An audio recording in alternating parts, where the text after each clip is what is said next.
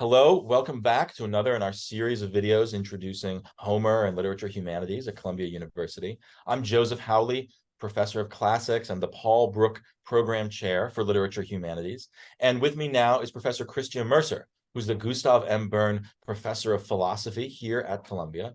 Professor Mercer is an historian of philosophy, and she oversees two book series devoted to rethinking the philosophical canon. She's taught Lit Hum for many years. Currently, she's teaching a version of the course in a maximum security prison. She was also the chair of the course when I first started teaching it. Professor Mercer, thank you for joining me. I'm really happy to be here with you, Joe.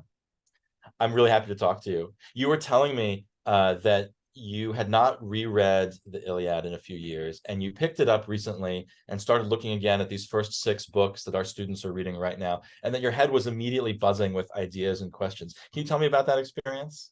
Yeah, I mean, I haven't read the Iliad in a while because I haven't taught Lit Hum in a while, though I have been teaching, as you noted, Lit Hum books in this maximum security prison. So I have my fingers on some Lit Hum text.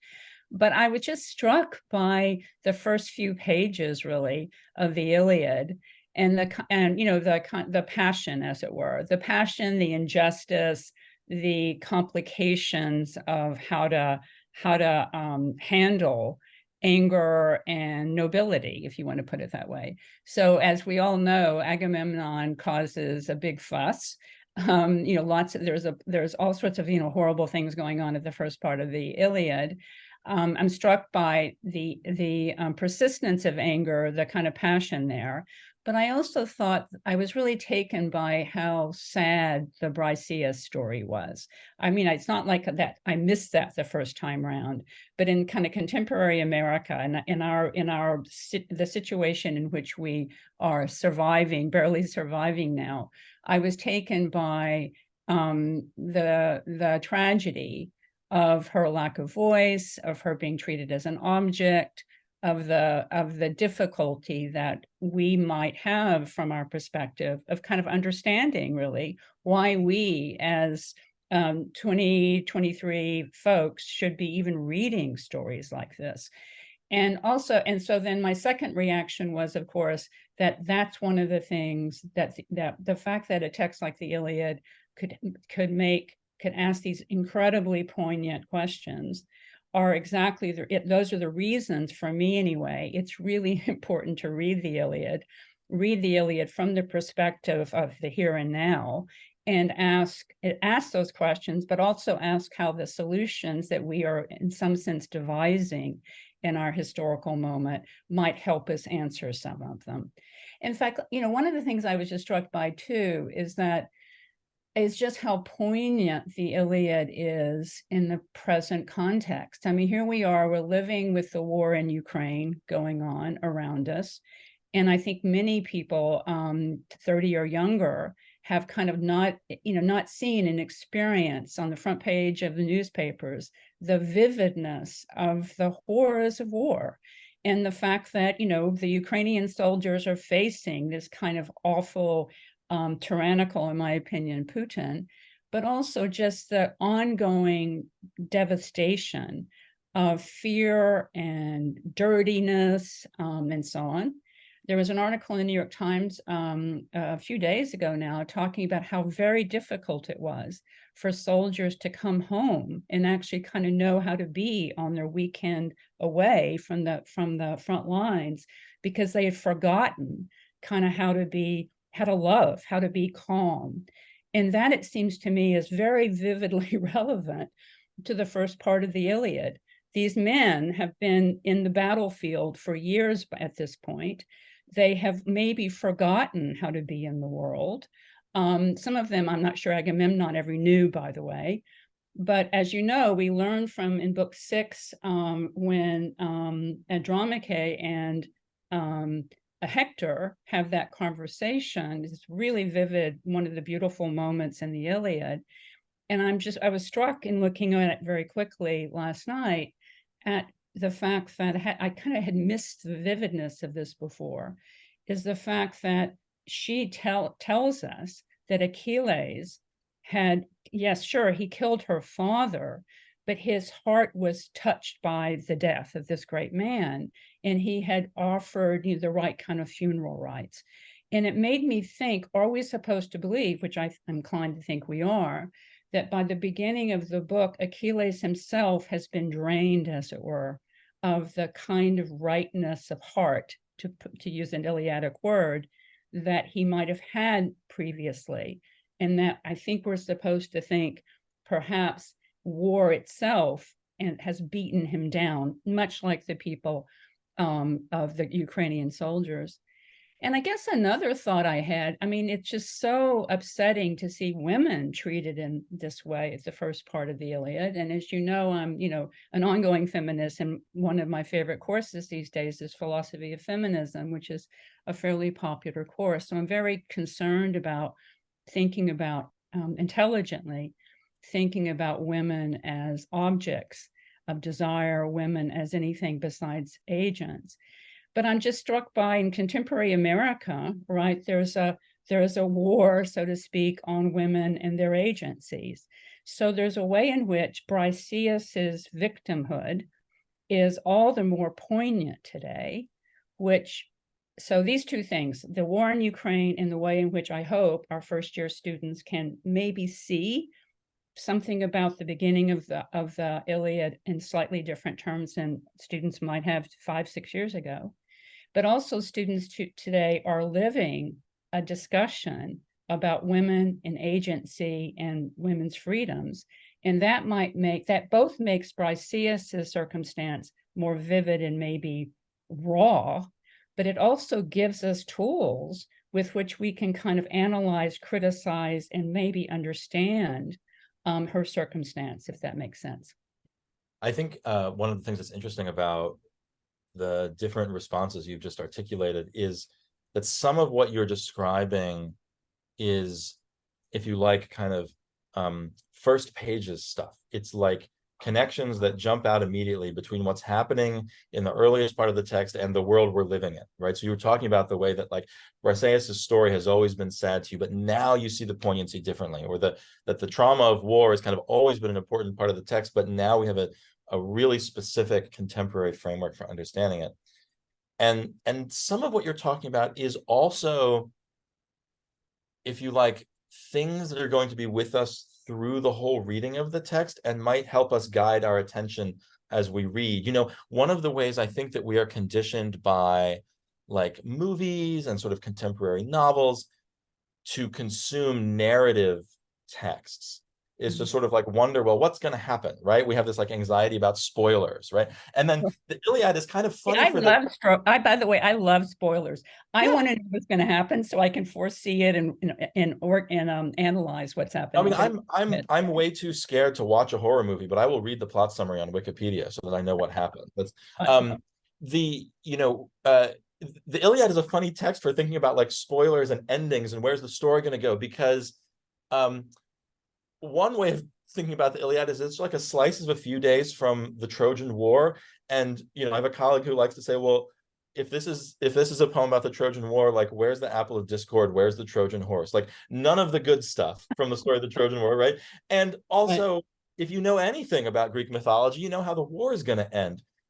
I think that can help us think about the way that like what's at stake over the story of the Iliad is not any of that big stuff like how's the war going to go. I mean, if you've never read it before, then you will be wondering like who's going to die, who's going to survive. Although I have no problem spoiling for the students, that Hector is going to die, right? And that a big part of the tension at the end of the book is around how everyone responds to that, which, by the way, is something that Andromache tells us is going to happen in book 6, right? Andromache knows. And not only does she tell us that Hector's going to die, she tells us what's not in the book, which is all the stuff that's going to happen to her after he's gone. But so thinking back to your point about like Achilles and like what's the state he's in when we meet him, for me, that is one of the kind of stories that I'm following in the text. As I'm reading, I'm learning about, well, like not just who is this guy, but like how is he doing after 9 years of war? And then like how is he going to get through this? And that is like actually I think a big part of the dramatic tension at the end that I think I am kind of reluctant to spoil, because to me that's where that's where the thrust of sort of narrative, I think, lets us see some of the ideas you're talking about dramatized. Does that make sense? It does, it does. So I want to respond to your question precisely, but I also, you know me, as a nerdy philosophy type I am, I want to back up a little bit. Yeah. But one of the things I've learned from my, my sons and their friends is that, like, one of the reasons people love, like Batman movies, or, these serial movies that this generation are in the 20-year-olds, have gone in for, is that they pretty much know what's going to happen, right? And so it really is very much like these stories, these ancient stories. Like, they know who the bad guy is going to be. They might be able to predict more or less kind of what's going to happen. The details are always the juice, the juiciness is in the details. But that's exactly what these ancient stories are like. Or one of my sons read The Lord of the Rings as a kid, and then he just loved when the movies came out, because he kind of knew it was going to happen, but it was all kind of delicious and delightful to see the unfolding. And so good question. Why would someone who knew the story of the Iliad want to hear it? Most didn't read it. Why it seemed to me so vivid is exactly have to do with your question, Joe, is that we know that Achilles is going to get better. He's going to kind of re-find himself after huge and terrible tragedies, after really bad behavior, right? And we know that Andromache is right about what's going to happen, and yet she is willing to face her future, because that's the only thing we human beings can do, right? And even the most noble among us. So the quick answer is, like, it doesn't bother me at all to spoil it for students, because then they can delight in the telling up to the twist. But also, isn't that really what much great literature has always been about? Is this asking questions, watching the way well-developed characters respond to the difficulties of life. I mean, Aristotle especially was really, the philosopher Aristotle, who they're going to read next year, was very interested in talking about what it means in some philosophically precise way to be excellent. And, you can have an excellent knife, like, here's my pen. Well, my pen could cut butter, but it's not an excellent knife because it doesn't have the features that make a knife excellent. What's a good, if you have a car that doesn't work, or my bicycle has a flat tire sometime, it's not a functioning, excellent bicycle if its tires are flat. And I think the question of the Iliad, and for me, the question of I think every single book in Literature Humanities, is a question about, like, what does it mean to cope well in life, to kind of be an excellent or be as excellent as you can be, as in this case, a soldier. I mean, Achilles is a damn good soldier in a way, right? And yet you can say these other things, these things. But his excellence is totally different from the excellence of, let's say, Augustine's Confessions, which students will, I think, read at some point, or the excellence of Sappho. I mean, Sappho's excellence, I think she's, like, really richly philosophical, and her excellence is totally different than that in the Iliad. And the interrogation of one kind of excellence in the Iliad, to then place it next to an interrogation in Sappho of a different kind of excellence, is exactly what I think is so profoundly important about lit hum writ large, but also getting kind of right about what it means to be excellent for Achilles, or for Hector, or for Priam.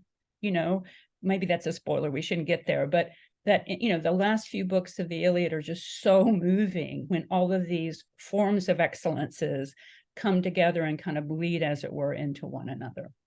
We were talking a minute ago about, like, having things spoiled for you. You can go read a summary of what happens in a book or a movie. I think this is something that, our students face this, right? Like, we've given them a reading assignment. We've said, read 6 books of the Iliad. We're going to make you read a lot of pages this year. And it's very easy to get on Google and find summaries of a lot of the stuff that's in our reading assignments. And you were talking a little while ago about the importance of reading the Iliad now in the current moment, and that made me think about, like, well, what is the importance of actually reading the text as opposed to just like knowing about it or knowing what happens in it. And that made me wonder, are there like bits of language that jump out at you or stick with you? Is there something about the actual, if you like, the actual text itself? Mhm. And how can we think about the importance of actually reading the text, right? You could say, oh, well, we could talk about Briseis and the objectification of women simply and just like read a plot summary and know that that's a thing that happens. But that's not really why we're doing this, right? Right, right. Sorry, that Yeah, was a long-winded question, but maybe you see what I'm getting at. yeah, no, I do. And I think there's two, like, I think I have two, like, I think hopefully thoughtful things to say. I mean, one is, philosophers like to make this distinction between, like knowing that and knowing how. So I can know that, you know, things happen in the Iliad, but I don't know how they happen. I don't know why they happen. I don't feel it. And, I'm writing that down. okay, oh, good. So, and one of the things that's very, very moving to me about reading literature is that it helps you think through complicated moral matters. There's like studies have been, done where like people who like read not random novels, and they don't even have to be like the greatest novels ever, actually kind of have better moral intuitions about things. They're going to get less mad at the jerk in their office, or the people in the subway or whatever it is, because they just sort of see them as part of a narrative, where the narrative is a rich morally, a morally rich life is one way of putting it. So I do think you could have memorized the plot summary of every single chapter of the Iliad and not know anything about the moral wherewithal and depth of the text itself. As we read the Iliad, we encounter, I think, pretty quickly differences between the moral universe that its characters inhabit, the moral universe of the text, and what we think of as our own moral universe. So on the one hand, it's a kind of alien world, and people do and take for granted things that we think of as shocking. At the same time, as we've been discussing, there are moral dimensions to the text, moral questions in the text that are immediately legible and make perfect sense to us and are familiar to us. And one of the things about Lit Hum is that we read a lot of books that cover a lot of space and time, and we will, I think, quickly find ourselves in the presence of other moral universes. So how do we relate sort of not just our moral universe to that of the text, but to sort of, if you like, the moral multiverses that is the Lit Hum reading list? Yeah, I love the term multi-universe or multi moral universe. By the way, one of the things that I have always found most profound about Lit Hum, and I think, Joe, you've probably heard me say at least a few years ago that I think taking Lit Hum actually makes students better. I think it makes us better people as teachers and as readers. And it's a really good question to ask, well, why? Like, how the heck does that work, right? And the answer is the following, is as follows. We human beings tend to invariably, wherever we are, whatever language we're speaking in and thinking in, ask ourselves questions about, what is the role of suffering in life? Why do I have to suffer? Why do I have to lose things that I care about? How am I supposed to face death? What is important about life? Again, students will read Plato next year, but the question is, what does he say? The unexamined life is not worth living. That maybe is going a little far, but we somehow always manage to examine our lives. So what I think is so striking is that if you ask those basic questions about, like, what is life for? How am I going to cope with the suffering? How am I supposed to be excellent? Speaking of the term excellent, then every single one of these books answers those questions in somewhat different way. And some of them answer the questions in profoundly different ways. So if you make a list of how to be excellent in the Iliad, that list is going to be contradicted in Augustine's Confessions or Virginia Woolf's To the Lighthouse.